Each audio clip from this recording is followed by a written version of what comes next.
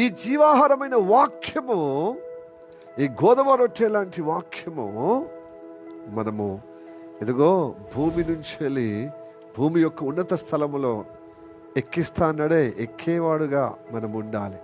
మోషేలాగా, Israel లాగా ఎక్కి మంచి గోధుమ రొట్టెను ఎలాగ భుజిస్తామో, పోషింపడతామో, అట్లా వాక్యం అనే జీవాహారం ద్వారా పోషింపడాలి. అందుకోసం వాక్యం చదవని వారు ఆత్మీయంగా పోషింపడతలేరు, ఆత్మీయంగా బలం పొందుకుంటలేరు, ఆత్మీయంగా శక్తి పొందుకుంటలేరండి. ఈ అనుభవం ప్రతి ఒక్కరికి ఉండాలి. నిర్జీవమైన శరీరంలో బలం పొందుకునే క్షయ ఆహారము ద్వారా అదే గొప్ప, అదే బలము, అదే వాపుని బట్టి బలం ఉందని చెప్పుకుంటున్నారు. దీన్ని బట్టి శరీర బలంతోనే ఆత్మీయ జీవితంలో పరలోకానికి ఎత్తించలేమో, ఎక్కిపోలేమో.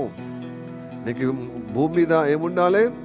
సినాయి పర్వతం మీద ఎలా ఎక్కి మోషే ఆ జీవాహారం పొందుకున్నాడు, ఆ ఆహారము నువ్వు భూమి మీదనే ఆ జీవాహారంను, వాక్యమనే ఆహారం నువ్వు పొందుకోకపోతే ఆ పరలోక ఎక్కిపోజాలం, ఆ ఉన్నత స్థలము ఎక్కిపోజాలము. చాలు, నాకు టైం లేదు, తినటానికి టైం ఉందా, పండుకోవటానికి టైం ఉందా, సెల్ ఫోన్తో బాగా టైం పెట్టుకుంటున్నా, పొద్దెక్కే విధంగా, పొద్దు తీసే విధంగా, కాలం వెళ్ళబుచ్చే విధంగా సెల్ ఫోన్లతో టీవీల ముందర కూర్చుంటాం.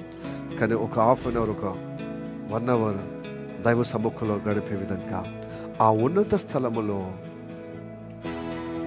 చేరి అదిగో ఈ వాక్యాన్ని నీవు భుజిస్తే ఆత్మీయంగా బలపడతా.